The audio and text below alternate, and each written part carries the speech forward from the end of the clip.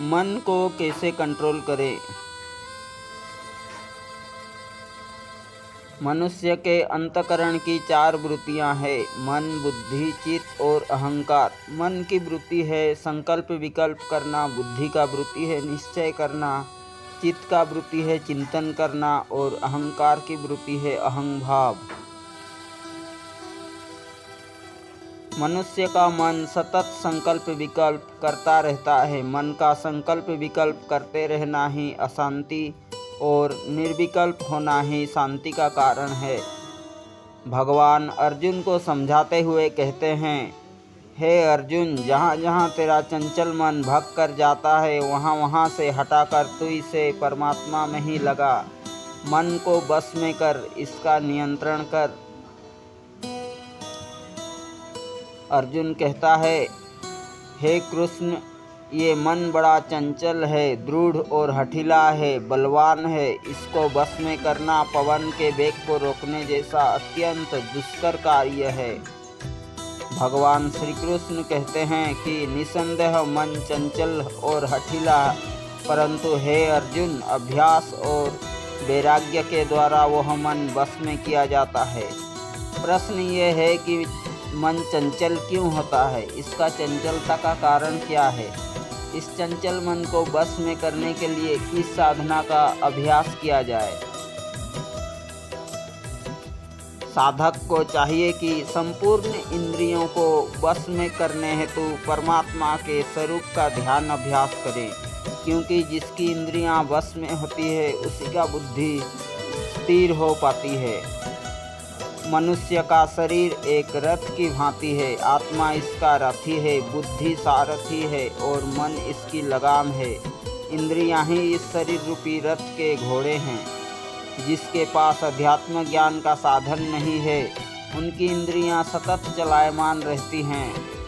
उनकी मन रूपी लगाम ढीली रहती है और इसीलिए इंद्रियां रूपी घोड़े सन्मार्ग से हटकर विषयों की ओर भाग जाते हैं।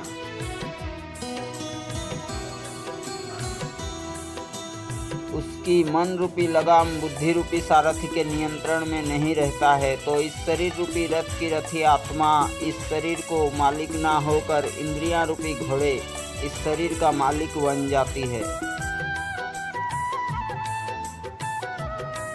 फिर इंद्रियां रूपी घोड़े विषय रूपी खेत में इस मन, बुद्धि और आत्मा को शरीर रूपी रथ सहित ले जाती है।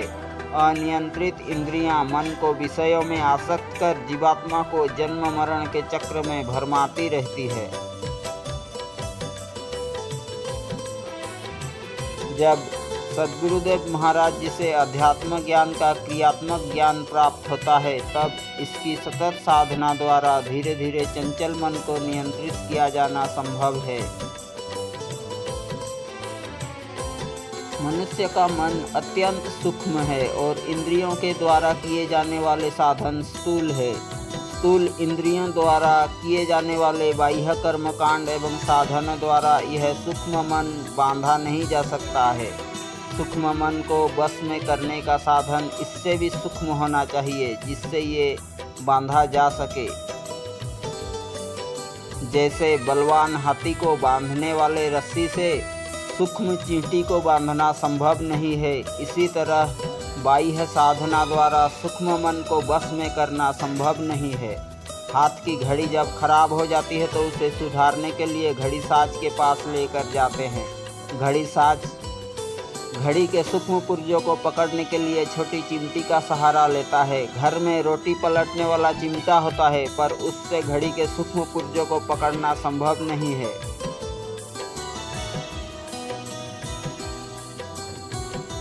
इसी तरह इंद्रियों द्वारा किए जाने वाले जप, तप, पूजा पाठ, व्रत, उपवास, यज्ञ, हवन आदि साधनों द्वारा सूक्ष्म मन को वशीभूत करना संभव नहीं है। भगवान कृष्ण का कथन है कि स्थूल शरीर से सूक्ष्म है इंद्रियां और इंद्रियों से भी सूक्ष्म है मन, मन से सूक्ष्म है बुद्धि और बुद्धि से भी सूक्ष्म है आत्मा। आत्मा के स्वरूप को जानकर ही मन का नियंत्रण करना संभव है।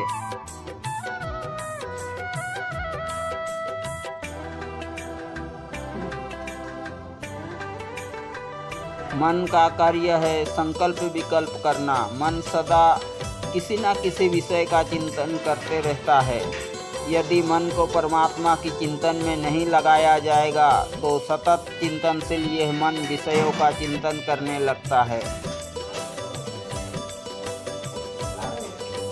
भगवान कृष्ण कहते हैं, विषयों की चिंतन करने वाले पुरुष की उन विषयों में आसक्ति हो जाती है। आसक्ति से उन विषयों की कामना उत्पन्न होती है और कामना से विघ्न पड़ने पर क्रोध उत्पन्न होती है।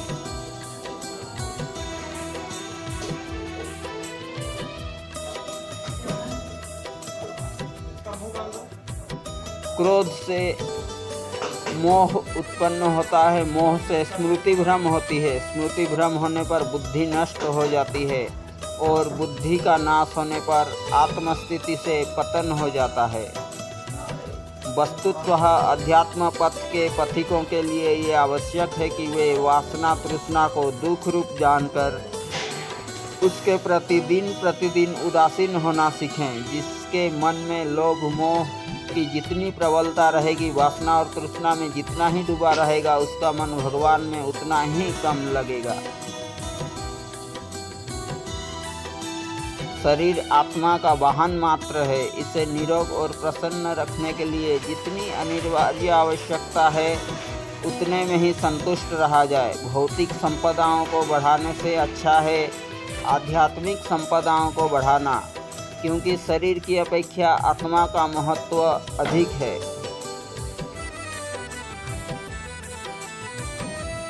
लेकिन लौकिक जीवन सुखपूर्ण हो ऐसी इच्छा होना स्वाभाविक है, पर क्षणिक सुख के लिए और कभी तृप्त ना हो सकने वाली भोगों की मृग तृष्णा के पीछे भटकते हुए मन द्वारा इस सुर दुर्लभ मानव जीवन को नष्ट कर देना और आत्मिक प्रगति से विमुख रहना बुद्धिमता नहीं है। अति आकर्षण, अति मोह, अति लोभ एवं तृष्णा में आजकल जनमानस डूबा पड़ा है। इस स्थिति से ना आत्मकल्याण का महत्व समझ में आएगा और ना ही उसके मन लगेगा। जब हृदय में रहने वाली वासनाएं नष्ट हो जाती हैं तब ये अमृत तत्व को प्राप्त हो जाता है।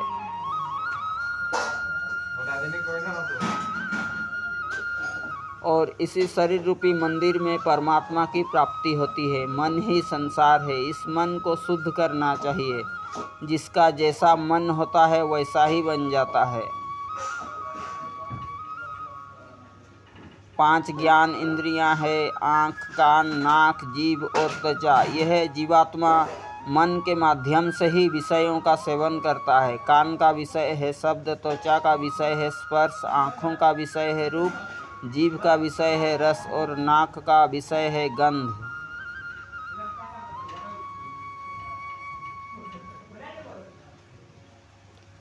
आदि शंकराचार्य ने विवेक चूड़ामणि में कहा है, 5 ज्ञान इंद्रियों के 5 विषय हैं, शब्द, स्पर्श, रूप, रस और गंध। 5 विषयों में केवल एक एक से बंधे हुए हिरन, हाथी, पतंग, मछली और भौरे को मृत्यु प्राप्त होते हैं। फिर इन 5 विषयों में आबद्ध हुआ मनुष्य कैसे बच सकता है?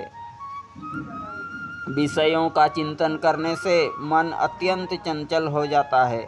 विषयासक्त मन साधक का शत्रु है और विषयों से विमुख परमात्मा चिंतन करने वाला मन साधक का मित्र है। साधक को विष के समान विषयों को त्याग कर अमृत की भांति परमात्मा चिंतन करना चाहिए।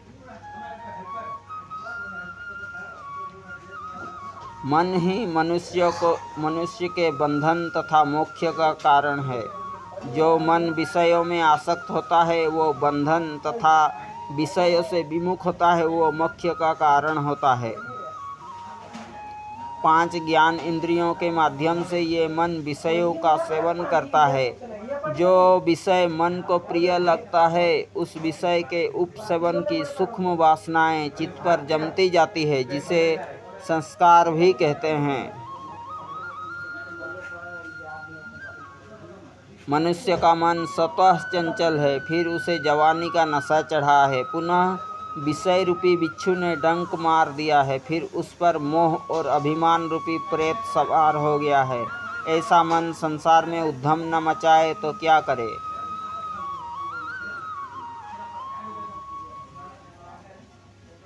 जब तक मानव मन के अंदर कामनाएं रहेगी, इस मन की चंचलता की रोग नहीं मिटेगी। भगवान के भजन के बिना मन की चंचलता नहीं मिटेगी। मानव द्वारा किए जा रहे नेम आचार, जप, दान, तप, व्रत, उपवास, यज्ञ और दानादि जैसे करोड़ों उपचारों से भी ये मानस रोग नहीं मिटेगा। रामचरितमानस में कहा है, सतगुरु वेद वचन विश्वासा, संयम यह न विषयों की आशा, रघुपति भगति संजीवन मुरी, अनुपान श्रद्धा मति पूरी। यही विधि भले ही सो रोग न सही, नहीं तो जन्म कोटि नहीं जहीं।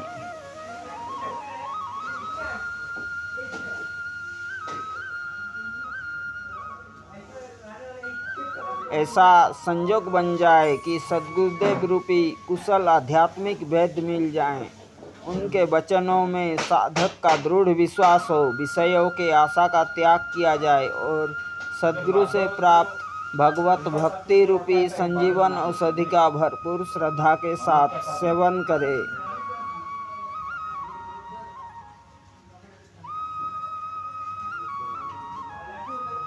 इसी विधि से भले ही ये भवरोग, जन्म मरण का रोग मिट सकता है, अन्यथा करोड़ों उपायों से भी ये नहीं मिटेगा।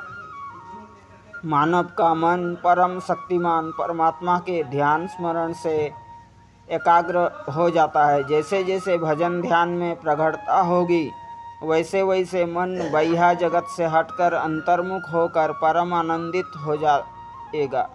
लेकिन परमात्मा के ध्यान एवं स्मरण का तत्वबोध सद्गुरु के बिना प्राप्त नहीं होता।